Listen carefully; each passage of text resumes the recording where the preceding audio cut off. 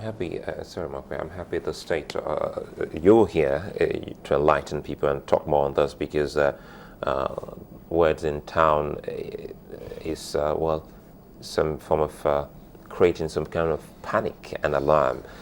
For those that were in contact with late Mr. Sawyer, you say you have their details and they are being watched. Yes. And the news about the hospital. Tell us more on that, because there's some form of news going round about the hospital that it's been shut down. Technically, yes. But to debunk the rumor that the hospital was not competent or didn't do, this hospital saved us basically by having a high suspicion of index of suspicion, being able to call it within 24 hours. Oh, they did all of that? This happened at the hospital. The hospital first consultant was fantastic in handling this man's situation. And I'm grateful to God, if I can say that was the hospital he went to. Because I'm not sure that a lot of our hospitals were really truly prepared. They were so prepared that they had the personal protective equipment on their facility. So the minute they saw that this could be Ebola, all their staff taking care of the man went into the gadgets, and that's what they were using to taking care of him. And the period of exposure, the 24 hours, they did blood tests and all of that. You know, the general blood test that would show that his system was shutting down was not visible in the blood test. And those are the things that we're kind of putting together scientifically to say that he probably wasn't contagious until after he got into the hospital where he was in isolation. The hospital is locked down in the sense that he died while in the hospital. So there is the sense, although it is not common to be in the same room, if you didn't touch him, chances are you wouldn't get the infection. But some of the staff might have attended to him that would have gone around the rest of the hospital in those first 24 hours. There were other patients on the wards that they might have attended to. Unfortunately, again, the hospital observed precaution that the staff were wearing gloves. So we know that we have a lot of prevention system in place at the hospital, which is very, very reassuring.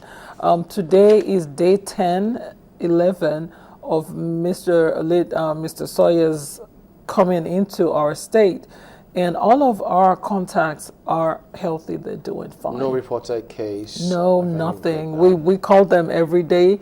There's certain things that they're supposed to do. There's a team that we've constituted another team now because it's now becoming, we're needing to do more extensive thing because we now have all the people that have been in contact, the people on the plane that were sitting close to him, the drivers, and some contacts of the second degree contacts and all of that. So the numbers are getting bigger.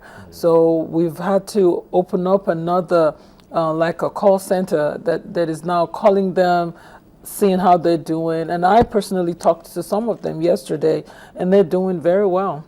And they all know that, look, if you suspect anything, you have to call certain numbers immediately. I'm sure they hear our voices in their sleep because we've drummed it into them, and we've told them to tell people they've been in contact with. This is not a matter of doing, if you'll excuse me, amebo on anybody. You're not telling on anyone. You're not setting anybody up. You're saving yourself and your community when you let us know that there's someone in your system or in your community or environment or in the house that is not well. And when they crash, they crash.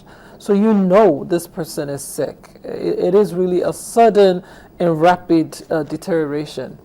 And there have been no known cases of human beings being carriers? There have been cases of human beings surviving the infection, and they shed for maybe the literature says up to 70-something days after they recover from the illness, but no carriers, but they have lifetime immunity from the virus, being infected by the virus, but we don't know any known human carrier stage. So it self-limits the propagation. If we can contain it and the person dies and we can contain it in the dead body, it dies there. That's the end of it. But in the areas where it's prevalent, we found that burial rituals, about 40% of cases were involved in, embalming and preparing dead bodies. They have a certain burial rites in these villages that it's been hard to convince the community that this is the reason why this disease keeps coming back. Tell us more on that. Well, they're not giving details of what the burial rites are, but we know that late Mr. Sawyer's sister died 2 weeks prior to his traveling of Ebola virus disease, and he was involved in the burial rites of his sister. So we know that's a fact. As a matter of fact, information has it that he was told not to travel. He was under surveillance, and he probably felt that no big deal, is malaria. And there are questions about whether he really knew and just was an escapee that was in denial and felt that if he left the country and all of that. A lot of speculations, but he had been in contact with Ebola. But when he got to the hospital, he denied being in contact with Ebola, because during the history taken, he had mentioned that his sister died 2 weeks prior. You can be sure, knowing the standards this hospital operated at, they would have shut him down immediately. They would have kind of locked him up. With regards to shutdown of the hospital, people are not allowed to go in and out until it's totally decontaminated. We completed the decontamination process, and it needs to be closed for about at least 2 weeks, so that we are sure it's a lot of chlorine, heavy chlorine spray, like the insecticide kind of spray. They go around every nook and cranny of the hospital, especially the tracks in the contact areas, the room that he stayed, and all the parts of the hospital, the whole hospital from top to bottom, because we're not taking chances. In as much as it's remote, it's just remotely possible that people in other parts can get infected. We still need to be extremely cautious, because 21 million people can't afford just one single person on the loose with the virus in their system. Very true, but one who has to, much as you have painted the hospital here as a hero, in this particular case, having the greatest standards, one would wonder what will come to the hospital for having to take that risk. Yeah, we know they've taken a big financial blow. Reputation is out there, because people were really, taking jabs at the hospital. But I'm here to tell you, as a first-hand information, that the hospital saved us. The hospital saved us. Are you looking to do anything for them? We're talking to them. We totally understand the implications, but these kinds of decisions don't come just by sitting down and talking. But we know that they have taken a financial blow, and they will need assistance to get back on their feet and get running again. They open up in 3 weeks. We know our people, they're probably going to avoid the hospital for a little bit.